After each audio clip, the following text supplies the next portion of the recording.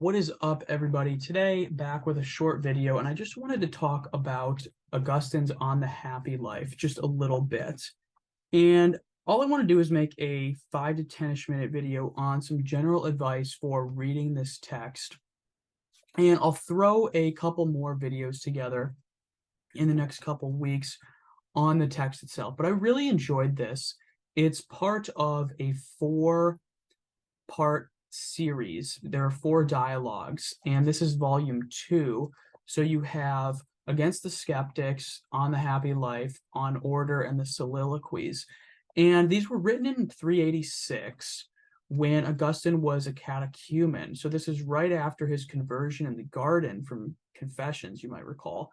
And they're pretty interesting. He's really wrestling with a lot of the same problems from Confessions book 1 through 7.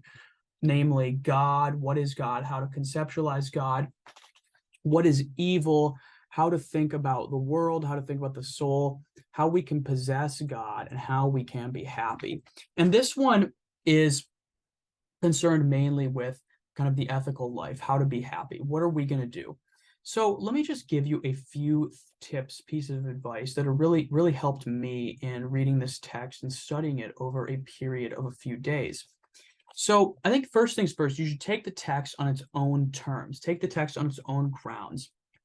And what that means is really kind of trying to appreciate what it's doing, what the text is doing, and paying close attention to what Augustine himself is saying. So for instance, in On Order 1.11.31, Augustine within his own dialogue mocks people who don't take dialogues seriously. Namely, they don't take the characters seriously, and they don't take the development of the dialogue seriously.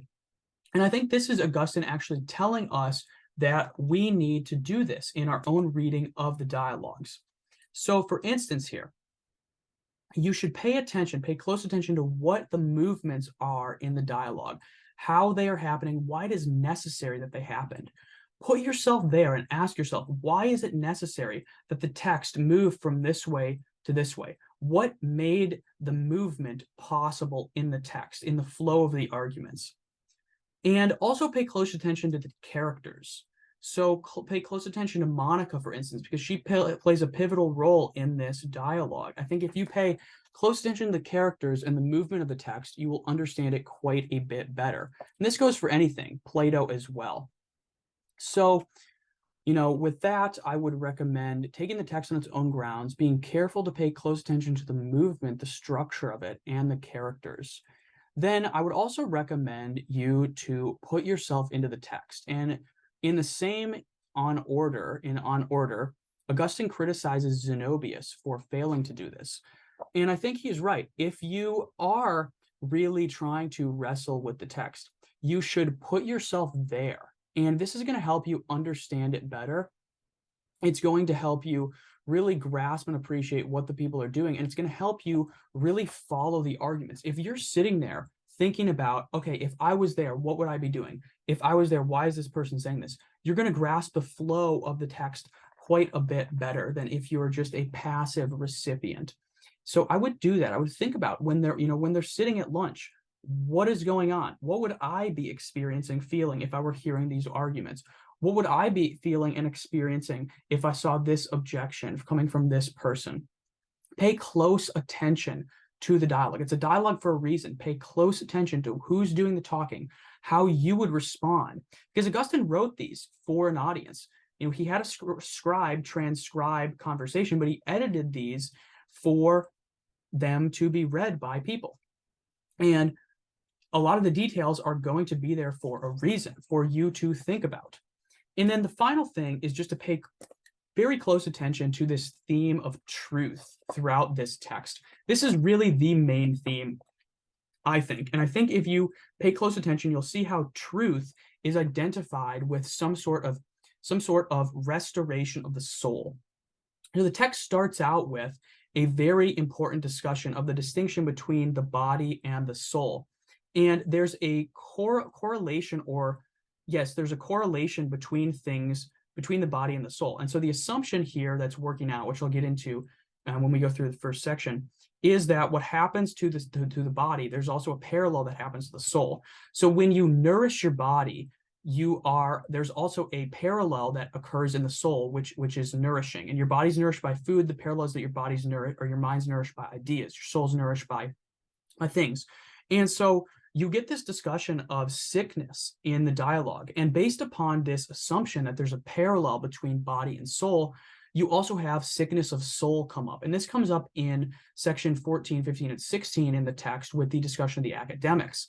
And the academics are seen as having they're portrayed as being sick in the soul.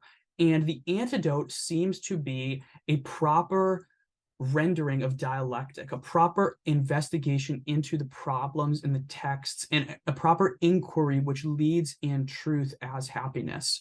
And that's where the dialogue seems to conclude, is in the possession of truth and wisdom as total happiness. But I'll let you get there, but just keep in mind that the dialogue is functioning, I think, on this broader assumption that truth, namely that there is a parallel between body and soul, and that the soul is sickened and can be restored to health and restored to happiness and fulfillment through an inquiry.